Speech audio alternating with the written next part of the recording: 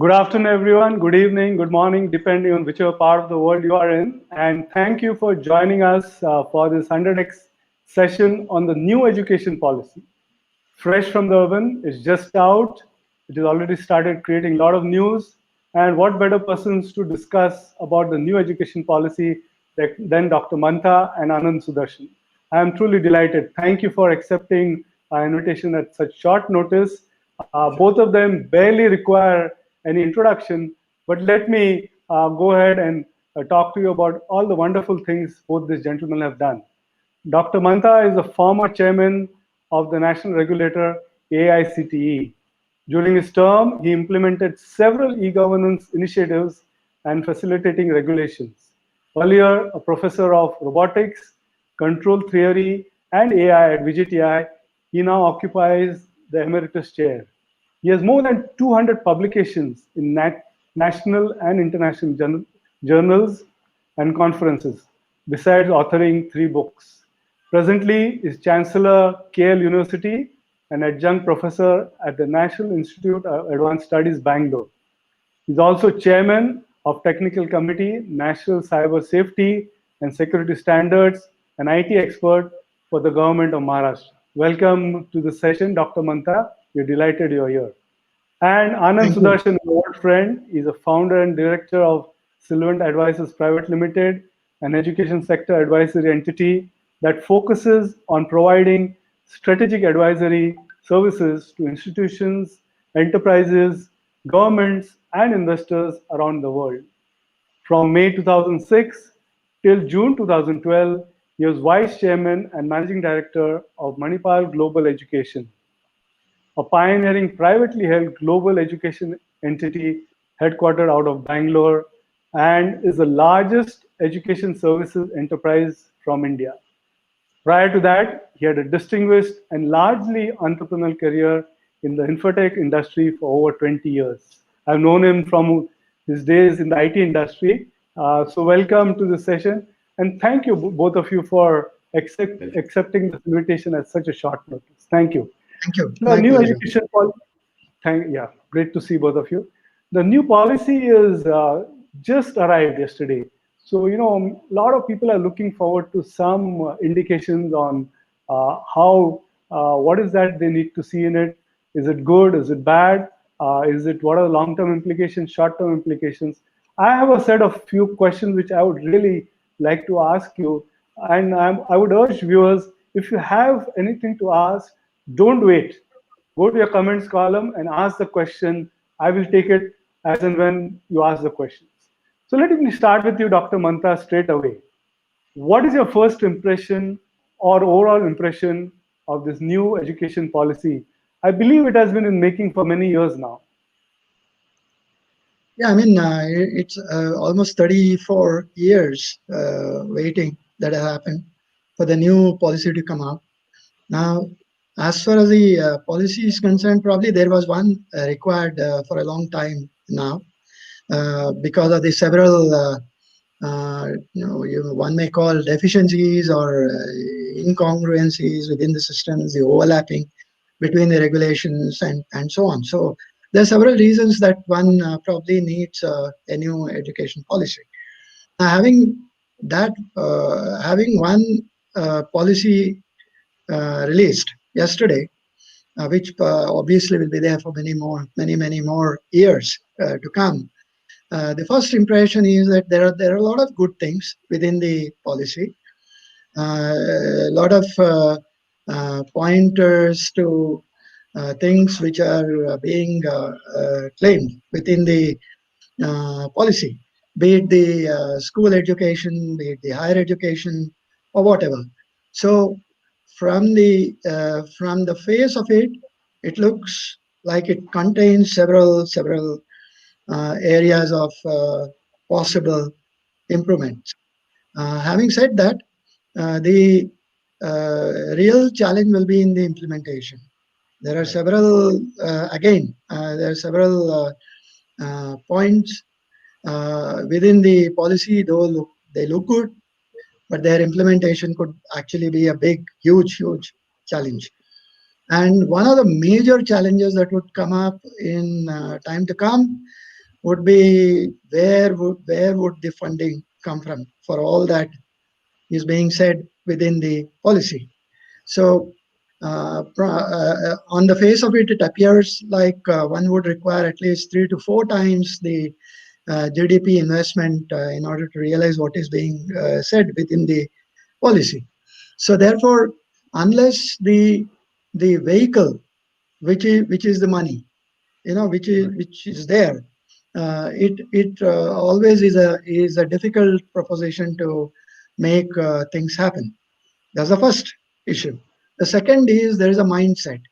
Now there are a lot of reforms which have been suggested where an entire mindset needs to change and align to a different way of looking at things, different way of uh, you know trying to work out the methodology suggested within the policies and so on.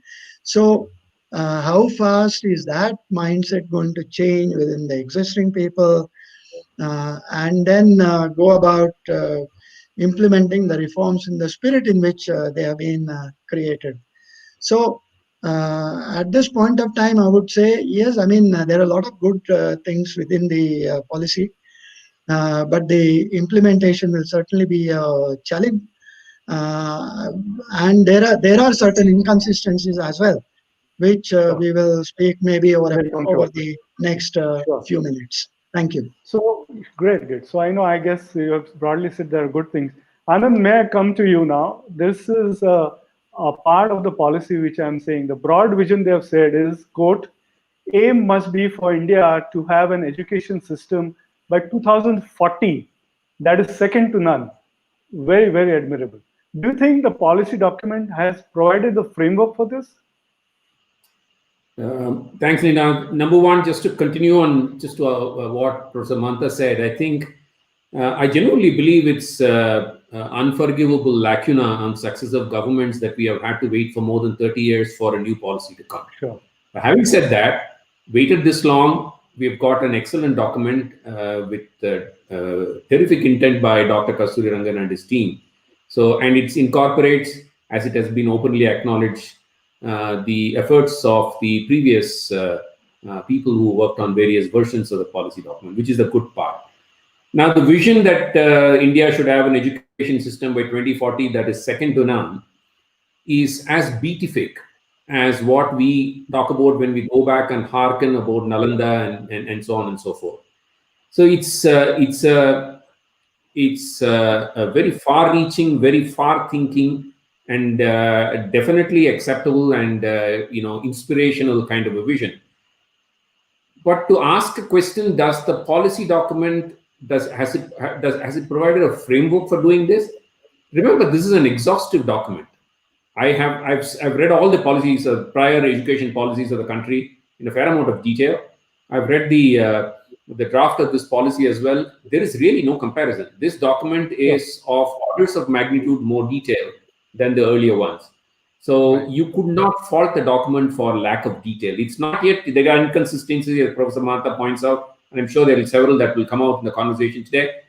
But to treat this document as a framework for the overarching vision that's out there, desire that's out there, I think that's carrying it a little too far. I don't think the document is as yet ready. Just look at this. The document is submitted December 2018 to the government, right? And that's the date which will be there on the letter in the first page of the document. The document has been accepted by the cabinet yesterday. It's taken us such a long time, 18 months to even accept the document. Now, what's happened in the meanwhile? Whatever was the context in which the document has been written, COVID has come and the context has all been blown away. Now, any policy document is a living document. It needs to be periodically refreshed. And in fact, this document very clearly says, if I remember right, it says every 5 years it should be refreshed. It's not it just gives a suggestion that perhaps every 5 years. It should be refreshed whenever there is a trigger, when there is an impetus. And I think COVID has brought an impetus. Many aspects of this document are not relevant. In fact, some of the policy measures that have been announced, regulatory measures that have been announced, in the meanwhile also make it, not find a part in the policy document. So it is a first step. I think that's how we should take it. it will grow into a sustainable framework. It will be a guideline. It will be a reference document. And what it should not be, the policy document should not be used by lawmakers to make it as a boundary document. Education is boundless and should remain so, but this should be a guiding document and a reference document. So let me push you, Anand. I want to cover some ground before I take questions. Already, I'm seeing a lot of questions. So maybe I'll just quickly push Anand on. I'll push you on school education, and then I'll come to Dr. Mantha on higher education. So the policy talks about a new system instead of 10 plus 2, a modified system of 5 plus 3 plus 3 plus 4, and blocks: foundational, preparatory, middle, and secondary. Considerable detail it is, each block it has mentioned. What are your views on these proposed changes? Good, bad, the approach is very forward good. I looking? quite like the approach, Lina. The foundational piece very clearly says education should be in the mother tongue of the student. I think I really like that. Sure. I grew up, in an English medium school, and it's just thanks to my family I got exposed to my mother tongue, plus an additional language coming from a non-metro city. And I think that stood me in good stead right through my life. And I think the importance of learning, your subjects in the mother tongue in the early years when the absorbing power is the greatest. I think that's been very clearly acknowledged. So I like that. I also like the fact that 10 and 12 have been given the go-by, and there is a block of 4 in the end, Sure. which is the secondary school. I like that piece. Overall, it is not a very significant change from before, except for these 2 points. Bringing mother tongue as an absolute must. It's got its own challenges. Execution is not easy. Let's say there is a student who wants to learn in Telugu in Hyderabad, and for whatever reason the family gets transferred to Delhi. What happens? So there are questions of that kind which are very practical that would come up. So it's not that easy, but that idea is very good. But at the same time, the way in which it's got to be executed, I think Professor Mantha alluded to the implementation part of it. This is one of them. There are hundreds like that. This is one of them. And the second part is the fact that the last 4 years is really considered as a block year with a whole bunch of other stuff. You have to read it together with the fact that, for example, 50% of all the inputs on vocational education should happen at the school level itself. It's there somewhere else. The vocational education, chapter 20 or 21 or something like that. So it's a question of, you have to take this in a holistic kind of a fashion. I think it's fairly good. So I want to push you a little bit on school, and then Dr. Mantha, I'll come to you in a minute on higher education.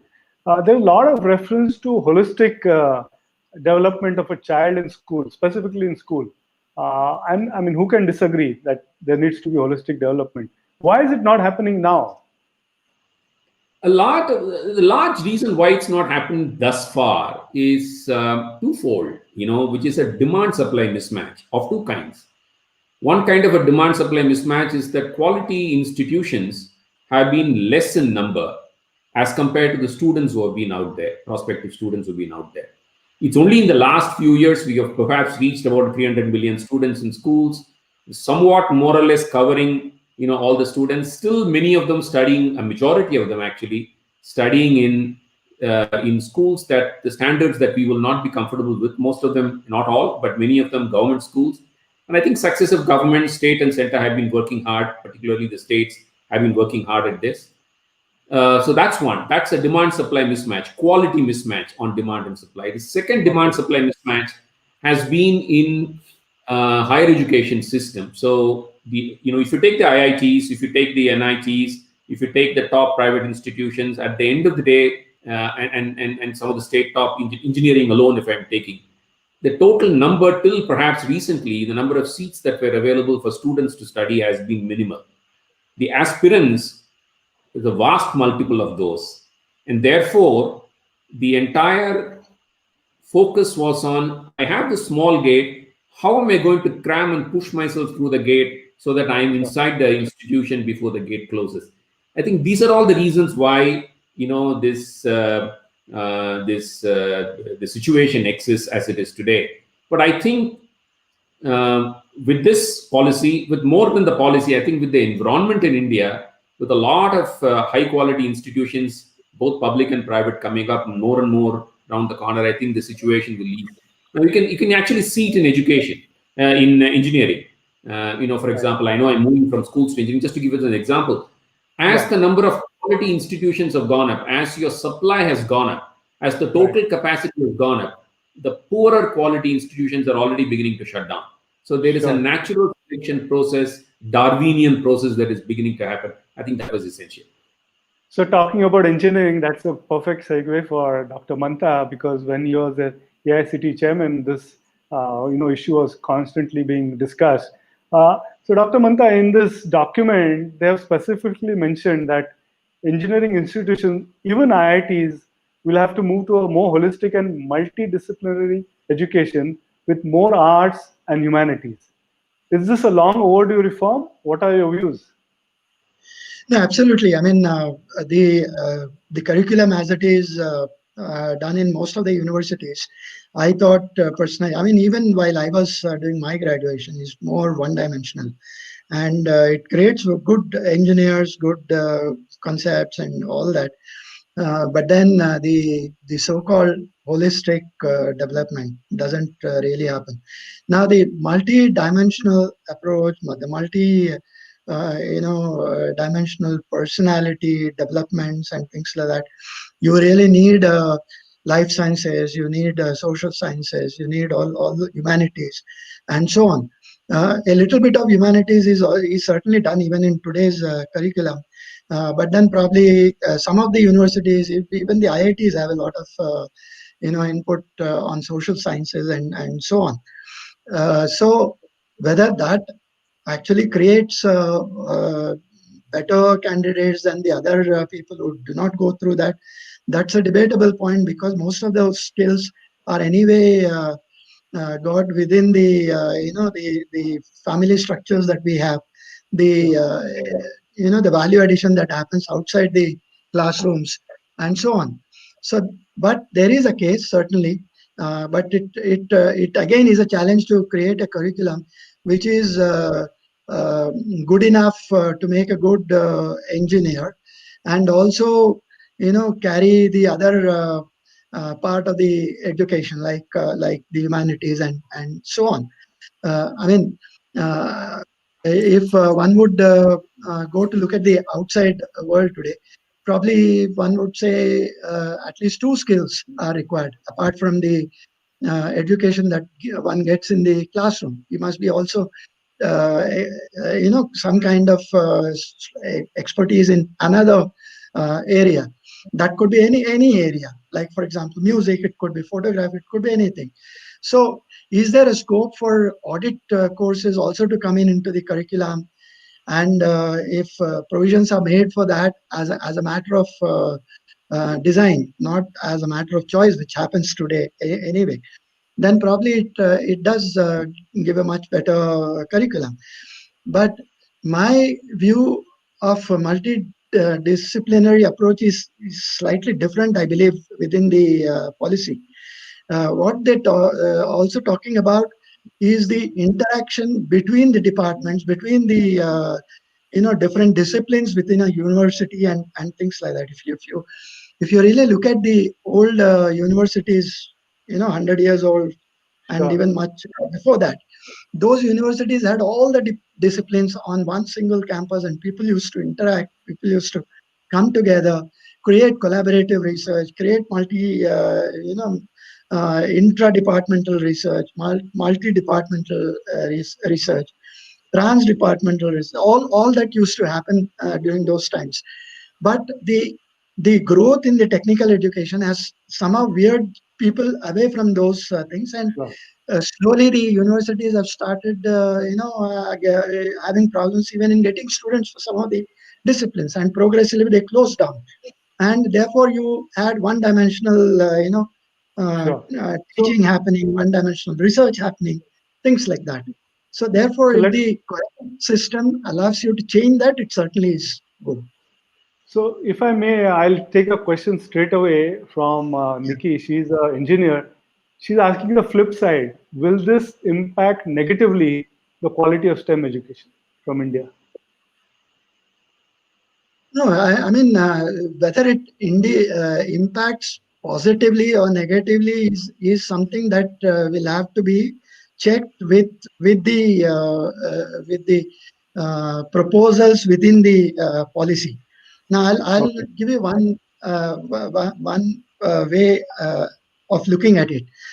I would have personally thought a one 3-4 page document should have been there in the policy, which actually brings out the gap study of what went wrong in the earlier system and what are we trying to correct today.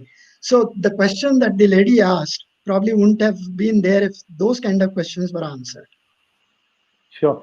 So, Dr. Mantha, I want to push you on one more question before I come to some interesting questions the audience asked to Anand. Dr. Mantha, you have been a regulator in the past, and there's a statement in the policy which says that regulation of higher education has been heavy-handed for decades. It is now proposed, now they've proposed, as you're aware, to replace the three regulators with one common Higher Education Commission of India. What do you think? Is Yeah. this a step in the right direction? You've worn both No, the hats. You have been an educationist as well as a regulator. it really depends on what context you really have. I mean, there is no activity in this country which is not regulated. Everything is regulated. I mean, the best, if you look at the philosophical side of it, the best regulation is self-regulation. I mean, therefore, to say that you provide a regulator and then say that he becomes high-handed is a policy problem. So therefore, I would say that the regulators, depending on what kind of regulation they are expected to do, will decide on what the outcomes would eventually be. Yeah, Personally, I thought regulators must be facilitating, they must be enabling enough to yeah. allow things to happen, and regulators are not there to stop things from happening. So that's the difference that people must look at. But do you think As this far as the collapsing all three into one is a good idea? yeah, yeah, as far as that is concerned, I have mixed feeling on that. For Okay. example, education has there are two parts to this which I'll highlight. The first part is all education comes under one single umbrella today. Now, but that doesn't include the law education. It doesn't Right. include the medical education. Now, if per se, if you look at education, they should have probably been there. Now, the second part is extending that logic. Technical education has grown by huge proportions all across the world. And today, technology drives every single aspect of life. Now, Right. that including that as a part of general education probably may not be that great idea. But having said that, the regulatory space will probably be more, streamlined and so on if the entire education system is under one umbrella. So that's the two sides of the problem. Okay. So coming to you, Anand, there are a couple of questions, Fareen and others, who have spoken about foreign universities. And the entire document talks at a couple of places of private philanthropic efforts for quality education. But there's no mention, as far as I could see, of allowing foreign universities or for-profit in this sector. Is it end of the road for them? Do you think we'll not see the top-tier universities in India? So there are two different questions you've asked. One is about foreign universities and second is about for-profit education. There is Correct. a mention about foreign universities. In fact, the document clearly says clusters have to be created, export, like an Correct. SEZ, equivalent clusters have to be created. You should encourage and attract foreign universities, particularly foreign universities of high quality and repute to come to India. It's very Yes. clearly an objective stated in the document. In fact, I do not remember a single policy document that I have read so far which talks about foreign universities being welcomed the way this document does. So I think that's definitely, we can be very, very sure about this, that the document definitely Sure.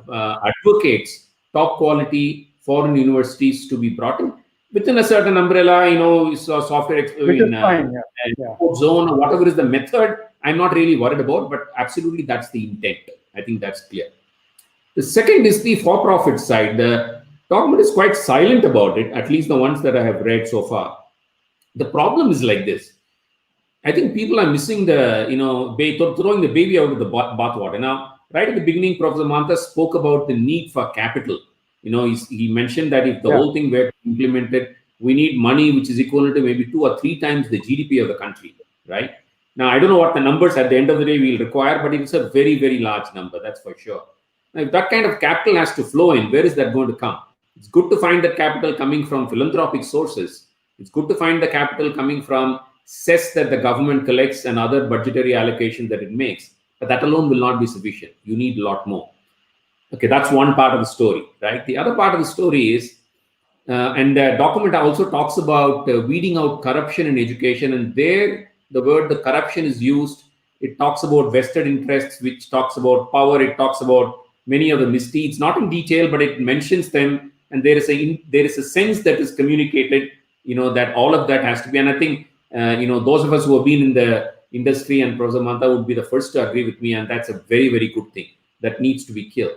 That's got nothing to do with for-profit or not-for-profit. Till date, we have had only not-for-profit education in India, schools as well as higher. That has not prevented all this corruption from happening. That has not prevented. So to think that a financial structure, is a panacea for all ills is honestly ideologically foolish and practically stupid.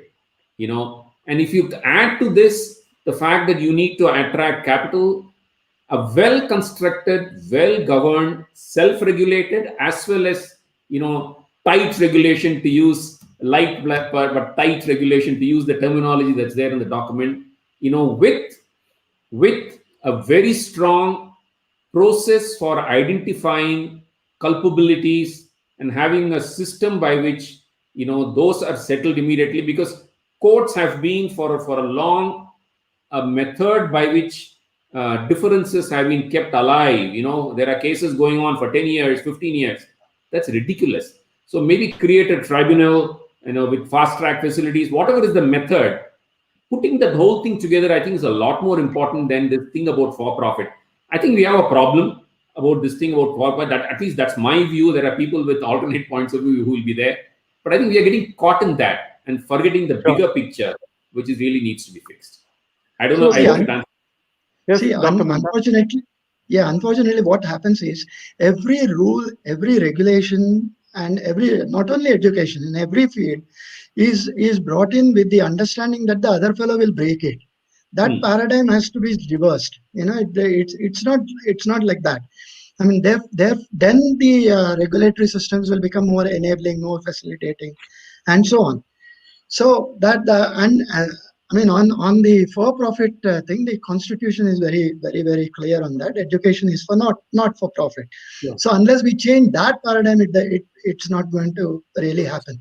And that's a policy which is being looked at even in the West. There are institutions in US which are for profit, but that is all still experimentation and work in progress.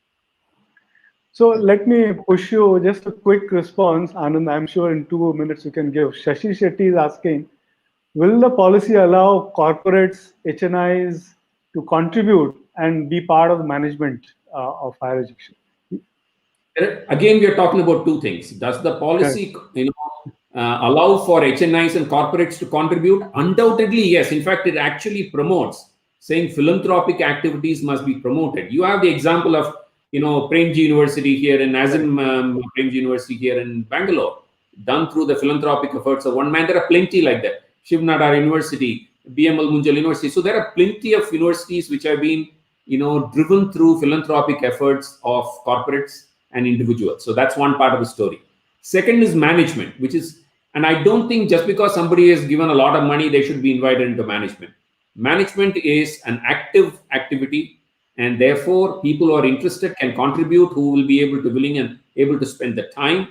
And they should certainly, treat this as a part of their societal, contribution, and a double bottom line for an individual.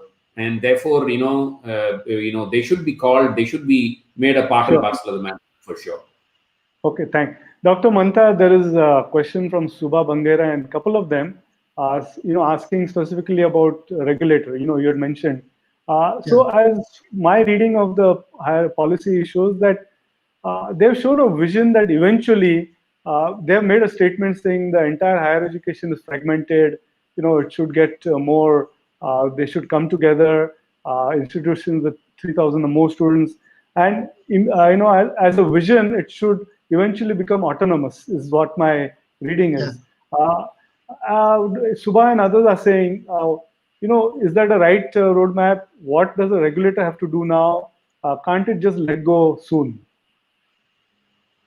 No, autonomy will certainly promote quality because there is a lot more control on the curriculum that one teaches. It could be aligned to the requirements of the industry and so on. And an affiliation system actually negates that. I mean, they have a much bigger, systems to carry. I mean, their legacies to carry, and therefore they cannot implement the changes that are required from the industry side as fast as an autonomous institution can do. But we are all talking of autonomy. There are all kinds. There is a managerial autonomy. There is financial autonomy. There is academic autonomy, and so on. So when we talk of autonomy, we should probably be looking at complete autonomy, and it's not in part. That's going to get the results that we are really looking at. But having said that, there are 45,000 colleges in this country, and if we look at the 15-year period window that the policy says for making them autonomous and so on, we're looking at approximately 3,000 institutions per annum to become autonomous and carry on and so on. But today, I would be very surprised if they really have the financial wherewithal, or even if they have the wherewithal to, they make decisions for themselves. And even if they have decisions for themselves, they're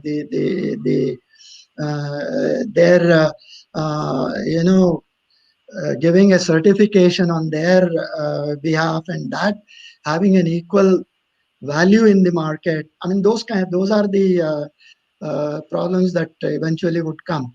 So I believe the internal quality mechanisms must be strengthened much more before autonomy is really given to institutions. Okay. And there must be a method of finding out how the autonomy would be actually implemented within the institution.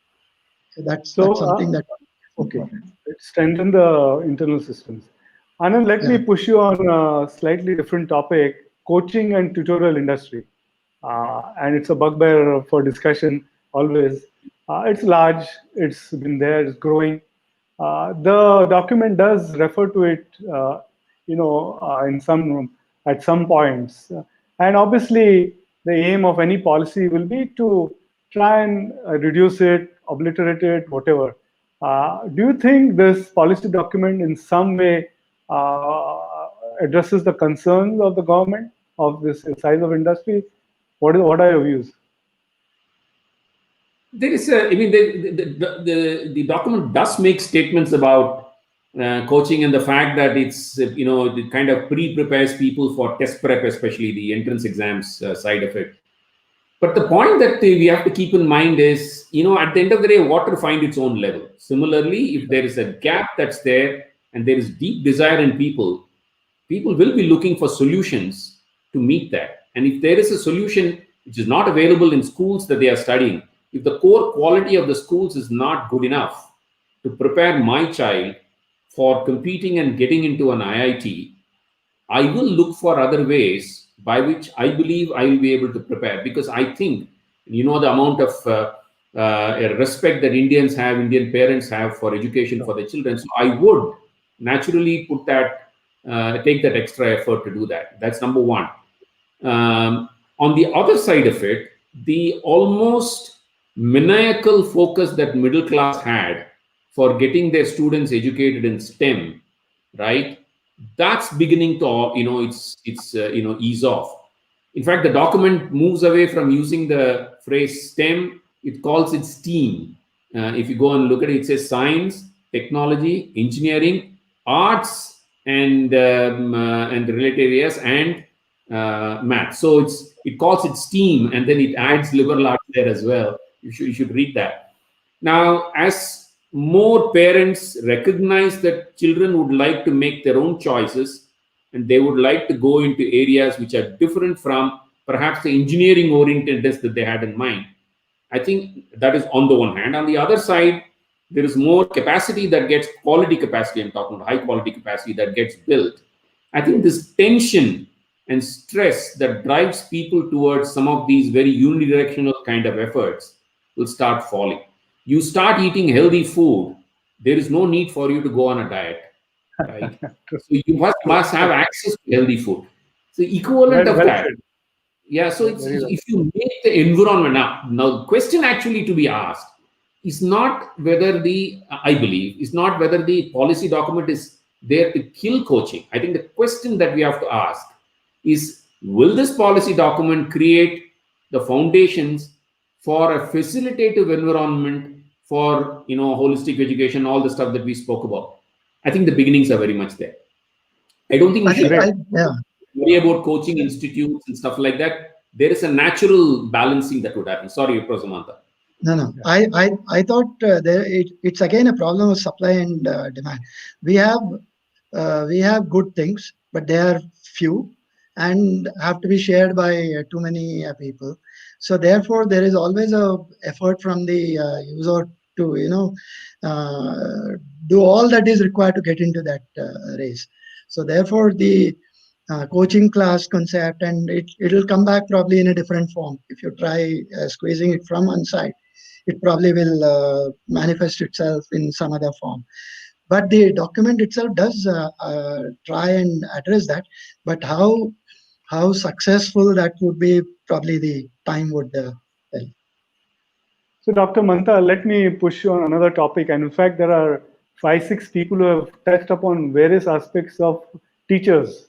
The document actually makes a very interesting statement, and correctly so. The teacher must be at the center of fundamental reforms in the education system. So there are a couple of questions surrounding how will we change the teachers, how will we retrain, what is the way for teachers ahead. Do you think what do you think is the way ahead on this? Does the policy have any building blocks for teachers? Because teachers are at the center of all this, whether school or college. There is no denying that the teacher. More than the teacher and the student, and they are the focal points in any institution. Now, as far as the teacher is concerned, I don't think the kind of things that people are looking for must be looked at, especially in a document. A teacher should do all the things that are expected of him to be done. For example, he should improve his, besides the expertise that he has, he must do a lot of value addition, must read, must get into an industry, get into some internship during the vacation times, and generally read and all those facilities that he has in terms of acquiring new skills. All that must be done by a teacher. In addition to that, he must get into some kind of research. He must get into the library. I've seen teachers who probably go in the first week that they join the institute to a library and never go there again, because they keep doing the same thing over and over again and things like that. So therefore, my own simple answer is the teacher must do what is expected of him to do.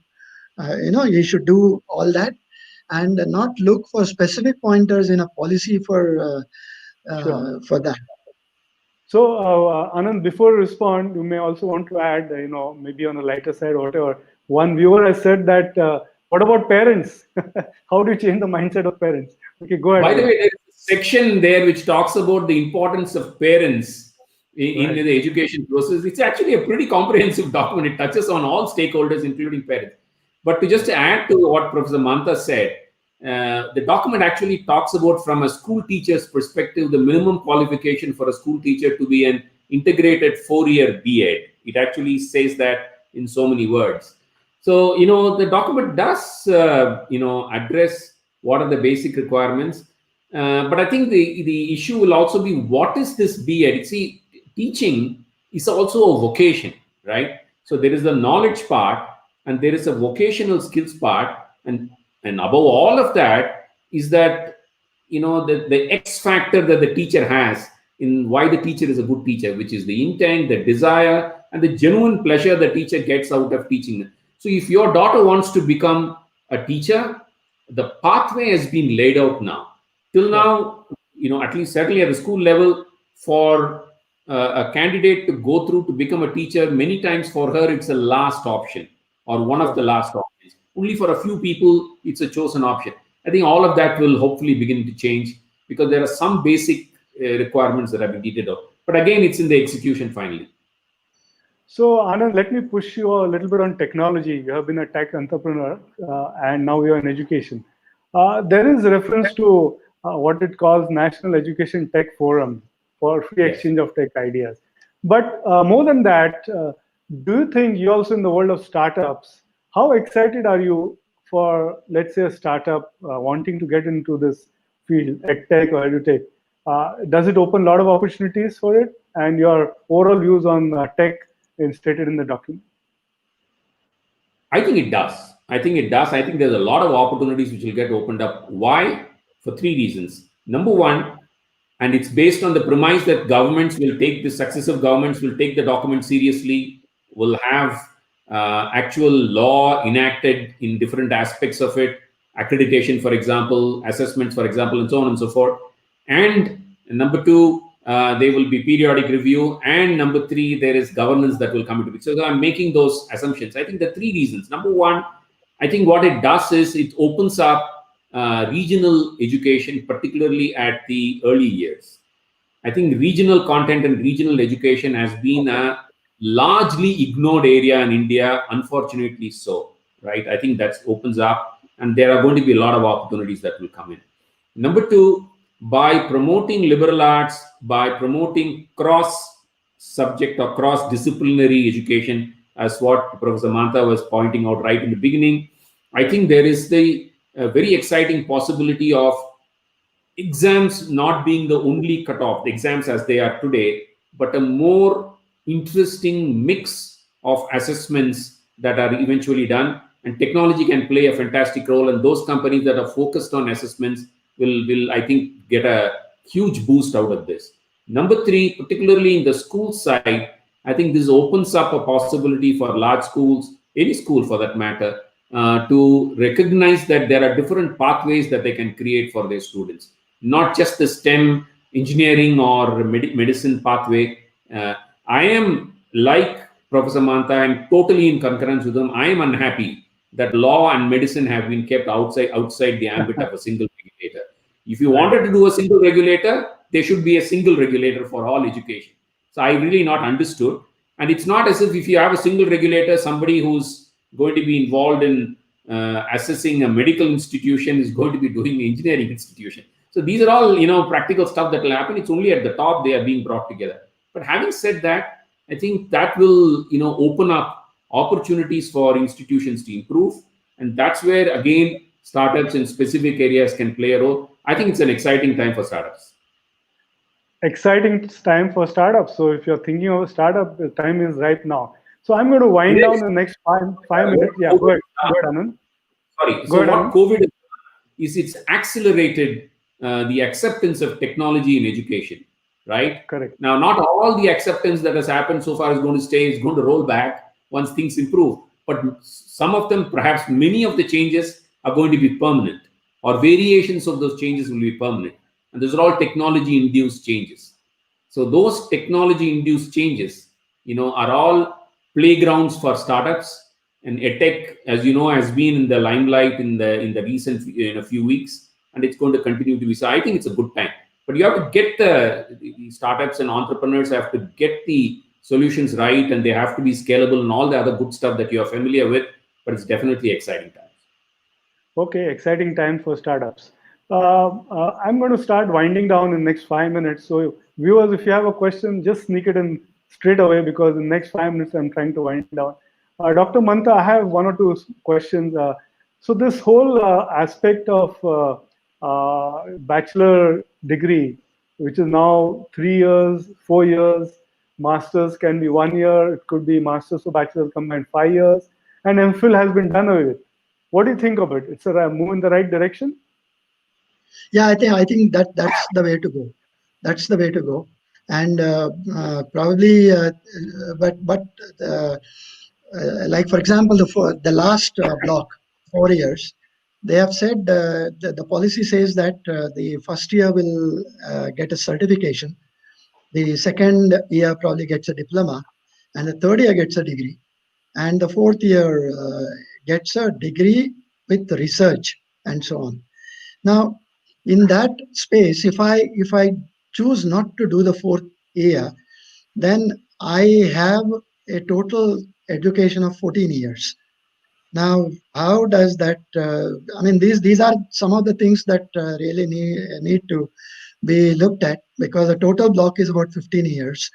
And if I don't get through the last, for some reason, I mean, I'm not interested in doing the last. But there are the better things are like multi-point entry, exit, and the kind of institutionalization of vocational skills into the system, building of competency-based skills. These are some very good initiatives within the policy. So let me wind down a little bit, Dr. Mantha. There's a question by Frederick Rodrigues, and in fact, I had noticed almost right at the end. Maybe Anand, you might also want to add about education being on the concurrent list. Yes. And it is mentioned, not that the policy document does not refer to it. And this is what it says: education is a concurrent subject. It will require careful planning, joint monitoring, and collaborative implementation between the center and the states. What do you think, Dr. Mantha? Are there any pitfalls? Why would there not be collaboration on such a forward-looking document? No, the collaboration would certainly be there. It all depends on what is the position in terms of power that's given to the states, and what is controlled by the central government. Now, if there is a synergy that exists between the processes, there are several state level bodies that are to be created within the policy.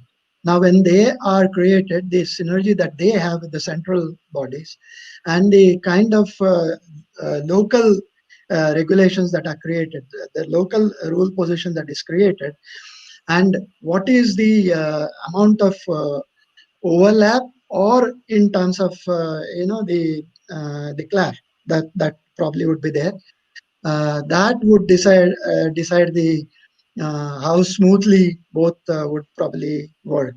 But being a progressive document, I believe the states shouldn't really have a problem in aligning themselves with what the central document says, because the end point for both of them is the same. Correct. And that's an improvement in quality. And more than accreditation that people are talking about, the document still talks about accreditation, but the world is now moving away from that and getting into quality assurance. So the entire system, the entire policies must be framed, whether it's state or the center, must be framed from the perspective of quality assurance. Then probably that synergy will automatically be there. Make a quick comment, yeah. Yeah, sure. I mean, the fact that education is a concurrent subject is defined by Constitution. That's a reality. That's not going to go away. And now, what does it mean? It means that legislative powers, making laws, the power of making laws in that subject are available for both the state and the center. At the very fundamental foundation level, that's what it means. And therefore, it can potentially, get people on, loggerheads with each other. One way by which this is, I think, tacitly, and I could be wrong, but my observation tacitly it's happened is, generally speaking, school education is left to the states and higher education is guided by the center, generally speaking. But it does not prevent the state from, for example, enacting laws on higher education, which has started happening in the last 10 years or so. And increasingly, the the responsibility is being taken by the states, and which is how it should be. I think this document and a few other things should be the guiding rules. In the case of higher education, accreditation should be the guiding rule, and all the other central agencies that they are talking about. For example, and I'll talk about it in a moment in a different context, National Repository for Educational Data, NRED, the document talks about it. Creating stuff like this, there are plenty like that, National Research Foundation. All of that will be the mandate of the center. The operational lawmaking and the execution of it, I think, will increasingly come to the state. I think this is the kind of movement that's going to happen. The centralized running of institutions, which I think was generally, and it even talks about how central universities have to quickly push themselves into a type 3 university, which is a research university, and become completely autonomous, etc., etc. When that happens, I think there will be a far better settling down that will happen. But there will be flare-ups, there will be issues, and like you need lubricant oil to make sure that things run without a squeak, you need to create lubricant oil systems, to make sure that all this machinery meshes with each other. The document itself, for example, I mean, there are lots of things about the document which are already dated. For example, the document talks a lot about ODL, open and distance learning. Now, in January of this year, UGC has already enacted online education as a third type. You have regular education, ODL, and online education. So things have started moving already. Online education as a separate subject, this document does not touch upon.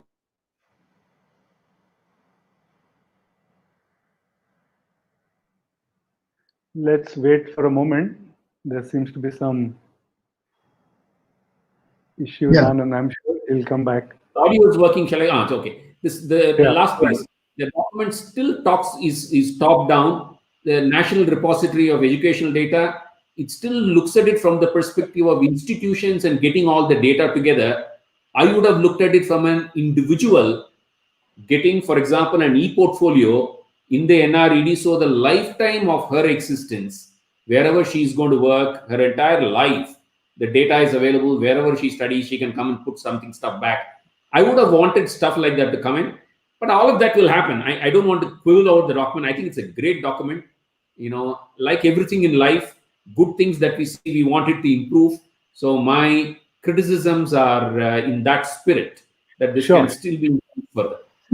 Law is subject to interpretation, and there is always a context that defines the interpretation. So therefore, it's quite possible that the states could have problems on some of the policy directives that come up for implementation. So that's a process which will happen, and that's the way the laws are improved. So those are things that will continue to happen. So let me ask Anand. Let me start with you, and then Dr. Mantha. Anand, if you have to describe this policy in one word or one line, how would you describe it? Facilitative. Facilitative. Great. One word. So I'm just using a single word, not even a phrase. Fantastic. If you were to allow me to use a phrase, I would say facilitative and futuristic. And I think that's the, Great. Fantastic. Dr. Mantha, would you like to attempt something short and crisp? Yeah, I mean, on the face of it, it looks ambitious, but it's doable, provided the right inputs in terms of finances, in terms of the detailing that eventually happens on the laws and so on. Great, ambitious but doable. But I know both of you are voracious readers, so I would love to ask you as a personal question. Anand, starting with you, maybe you want to share with viewers what you have been reading currently, or you would like to recommend something, and after that, Dr. Mantha. Yes, go ahead, Anand. Yeah. So what am I reading today? I read multiple books.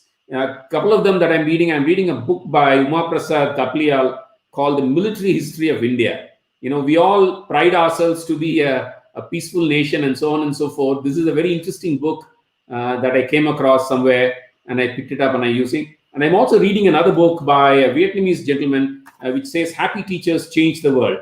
Thich Nhat Hanh, the name of the gentleman. It's a fairly well-known book. I have not read it before, delightful. I'm about 3/4 of the way through. It's a delightful book. So these are two books that I'm reading presently. Great. Dr. Mantha, would you like to recommend anything for our viewers?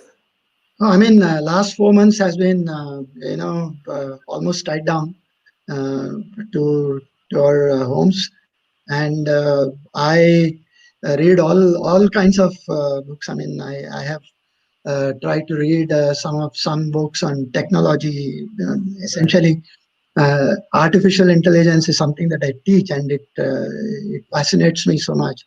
So I keep reading some of those books. I also read a few books on philosophy and something on cognitive flexibility and so on. Wow. So it's fun. I mean, but there is a certain frame of mind that you require when you start reading. I mean, so those are the difficulties that probably would be there. Great.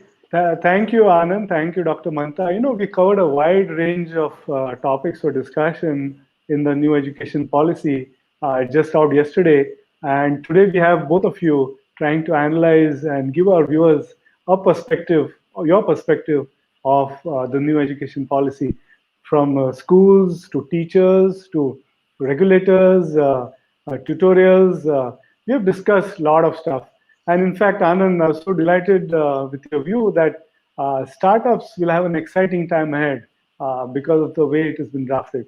So thank you, Anand. Thank you, Dr. Mantha, for coming on this discussion platform. Let us keep discussing this, and I'm sure this new policy is the beginning of a new era of fantastic education sector in India. Thank you again for joining. Thank you so much. Congratulations, Anand, for having this, and thank you for having us over. To get off the block so quickly is not easy. So congratulations. Thank you, Nina. Thank you, Sudarshan. Thank you, Professor Mantha. Lovely meeting you again.